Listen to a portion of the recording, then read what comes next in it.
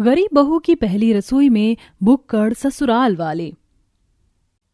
माँ, थोड़ी सी भिंडी रखी है रात के लिए, वही बना देती हूँ। बेटिया, दिन की दाल रखी है, बस रोटी बना दे, भिंडी सवेरे बन जाएगी। मुझे ज्यादा भूख नहीं, मेरे लिए बस एक रोटी बना देना। ये कहानी है रामदीन के घर की। रामदीन मजदूरी करके बड़ी मुश्किल से 100-200 कमाता और ठंड के मौसम में तो उसे काम मिलना भी मुश्किल हो जाता।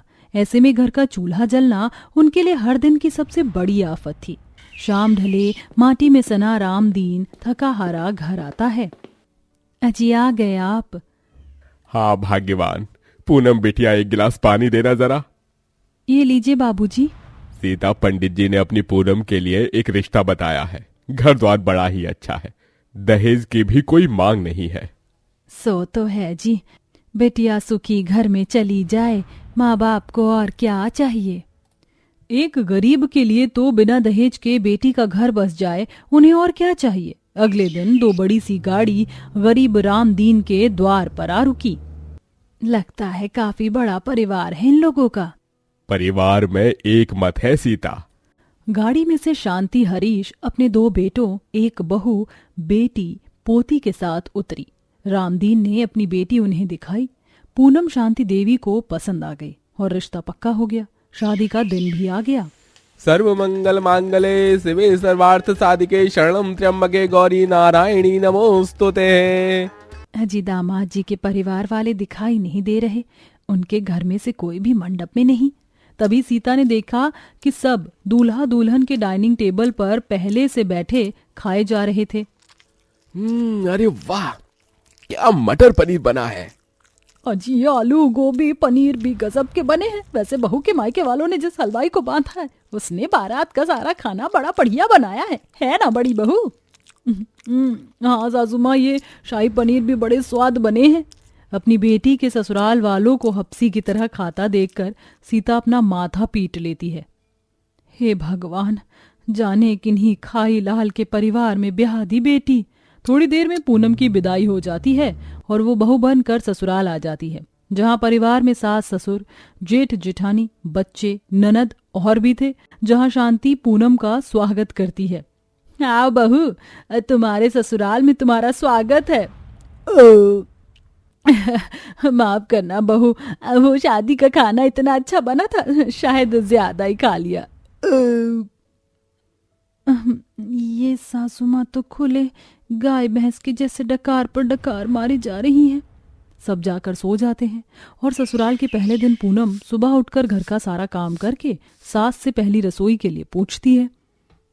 माँ जी, खाने में क्या बनाना है? मेरे लिए तो आलू पूरी बना देना बहू, बाकी सबसे पूछ लो। शांति के इतना कहते ही सब अपना अपना ऑर्डर देने लगते हैं। भाई बहू, मैं तो ठहरा देसी, मेरे लिए सरसों का बढ़िया सा साग और मक्के की करारी करारी रोटी बना देना। और हाँ, साग में हींग और घी का तड़का जरूर मारना। ससुर के बाद जेठानी नीरजा और ननद चंचल बोली, देवरानी जी, मेरे लिए तो शाही पनीर, पूरी, छोले, आलू गोभी बनाना। पलक बेटी, तुम भी चाची को बता दो क्या खाना है। ताती, मेरे लिए पागल पनीर बनाना और गुलाब जामुन भी। और भाभी, मेरे लिए आलू की पराठे बनाना और साथ में पुदीने की चटनी भी। इतना सारा खाना सुनकर पूनम घबरा गई और चिढ़कर मन ही मन जैसे चीख चीख कर रोने लगी। हे भगवान, पता नहीं कैसे भुक्कड़ ससुराल वाले मिले हैं। तभी आखिर में पूनम ने बड़ी खिसियाहट के साथ अपने पति अनुज को देखकर कहा, अजी आप भी अपना ऑर्डर दे दीजिए। मेरे लिए मिक्स वेज बना देना, और हाँ, तंदूर की रोटी बस। जेठानी जी, रसोई में मुझे आपकी मदद लगेगी। तभी शांति ने कहा, अरे बहू, जरा सा तो खाना बनाना है, और वैसे भी पहली रसोई का खाना नई बहू अकेले बनाती है। पूनम चुपचाप रसोई में आकर खाना बनाने लगी। खाना इतना सारा बनाना था कि वह आधे में थक गई। ऑर्डर तो सब ऐसे भर भर के दिए जा रहे थे जैसे कि मैं बहू नहीं बावर्ची हूँ। एक तो इतनी ठंड है, ऊपर से पहली रसोई में हालत पतली हो गई। ओए मैया। थोड़ी देर बाद बहू पहली रसोई में बनाया खाना ससुराल वालों को परोसती है, जिसके बाद तो सब खाने पर टूट पड़ते हैं। देखो तो सब खाने पर कैसे भूखे नंगे के जैसे झपट्टा मार रही हैं। हम्म। अरे वाह भाई वाह, नई बहू क्या गजब का सरसों का साग बनाया है। ओए होए होए होए। अरे सबसे स्वादिष्ट तो आलू पूरी बनाई है बहू ने, जो मिले लपेट लो बस। पूरे ससुराल वाले हफ्सियों की तरह गपागप खाए जा रहे थे। अगले 5 मिनट में टेबल से सारा खाना खत्म हो जाता है। तभी थुलथुली शरीर की 5 साल की पलक डकार लेते हुए बोली, ओ चाची, गुलाब जामुन तो आनी है। बाप रे बाप, ये छोटे पैकेट का पेट है या पहाड़, सारे गुलाब जामुन निपटा दिए। भाभी और आलू की पराठी चाहिए। और सबने दोबारा दोबारा खाना मांगा, जिस वजह से बेचारी नई नवेली दुल्हन का दिन पहली रसोई बनाने में ही बीत गया। कैसा गेंदा फूल ससुराल मिला है, सबका पेट नहीं बल्कि नाद है। नाद। खैर पहली रसोई थी इसलिए इतनी वैरायटी बनी, कल से तो सब रोटी सब्जी खाएंगे। पर बेचारी बहू पूनम को कहाँ पता था कि उसकी सोच पर उसके भुक्कड़ ससुराल वाले भारी थे। अगले दिन सुबह सुबह पूनम सबके लिए चाय बनाकर लाई तो सास मुंह बनाकर बोली, है ये क्या बहू, सूखे सूखे चाय ले आई, कुछ पकौड़े शकौड़े बना ला।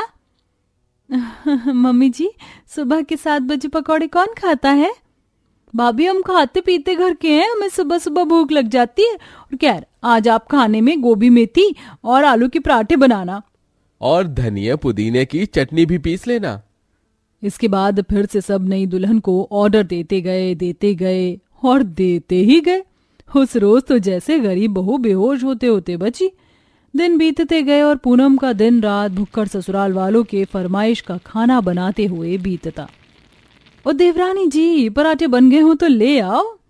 तभी बहू दांत पीसते हुए बड़बड़ाई, 2 मिनट का भी सब्र नहीं है मेरे इन भुक्कड़ ससुराल वालों में।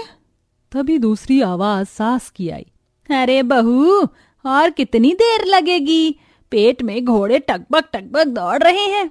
इस बार तो जैसे बहू का पारा चढ़ गया और वो बेलन लिए बाहर आई। माँ जी कहिए तो चारा डाल दूं आपके आगे, वही चर लेना सारा दिन, चरने के सिवा आप सबको काम ही क्या है। ये सुनकर चंचल ने पिनकते हुए पूनम को बहुत सुनाया, भाभी अपनी औकात में रहो, आप गरीब घर से हो मगर हमारे पास कोई कमी नहीं। अमीर लोग दाल रोटी नहीं खाते गरीबों की तरह, आप इस घर की बहू हो। वही तो नाना जी, और बहू का तो काम होता है ससुराल वालों को अच्छा अच्छा खाना बनाकर खिलाने का। ये तो सासू माँ ससुर जी इतने दिलदार हैं जो गरीब की बेटी को बहू बना लिया, वरना गरीब के घर जाती तो 2 वक्त की रोटी के लिए झकती। अपनी अमीर जेठानी के तानों को सुनकर बेचारी गरीब बहू रसोई में आकर फूट फूट कर रोने लगती है। इस घर में मैंने जितने का खाया नहीं उससे ज्यादा आज ताने मिल गए। पूनम के ससुराल में कोई भी उस गरीब के मन को समझ ना सका, मगर अनुज को उसकी परेशानी महसूस होने लगी। पूनम जब से शादी करके आई है हम सब में लगी है। पूनम। जी अनुज जी। चलो आज कहीं बाहर घूम कर आते हैं। तभी अनुज की भाभी बहन और माँ ने कहा, अरे कहाँ घूमने घुमाने चला, बहू आज कुछ अच्छा सा बना दे, बड़ी भूख लगी है। माँ आज का खाना भाभी और चंचल से बनवा लीजिए। ये सुन चंचल और नीरजा के लिए शांति के लिए खाना बनाना बड़ा भारी पड़ने लगा। मैंने नहीं बनानी रोटी देवर जी, सासू माँ बहुत खाती हैं, पराठे पराठे बनाकर मेरे हाथ दुख जाते। बहू बोल तो ऐसे रही है जैसे तू तो हींग जीरा खाती है, हपसन कहीं की। और सबके बीच महाभारत चिढ़ गई। तभी आग लगाते हुए नीरजा ने कहा, सासू माँ क्या हो जाता अगर देवरानी जी खाना बना देती, गैस पर ही तो बनाना था, अपने गरीब मायके में तो माटी का चूल्हा फूंकती थी, घुमाने ले जाना जरूरी है क्या, कहीं ऐसा ना हो मैडम को बाहर की हवा लग जाए। तभी डबडबाई आंखों से पूनम ने कहा, अजी रहने दीजिए, मुझे कहीं नहीं जाना। भाभी पूनम ने तो खाना बनाने से मना किया ही नहीं, मगर माँ जब से शादी करके ये बेचारी आई है हम इसे दिन भर ये बनाओ वो बनाओ इसी में लगाए रहते हैं। अकेले ये हम सबको खुश रख रही है। अरे हमारा भी तो फर्ज बनता है पूनम को खुश रखने का। ये सुनकर पूनम के ससुराल वाले अपने भुक्कड़पन के चलते बड़े शर्मिंदा हुए। बहू मुझे माफ कर दे, हमने अपनी पसंद नापसंद तो बता दी और थोप दी रसोई की जिम्मेदारी, मगर अब ये गलती नहीं होगी। उस दिन से पूनम के ससुराल वालों ने अपने दिन भर खाते रहने की आदत को बदल दिया, जिससे अब गरीब बहू भी खुश थी।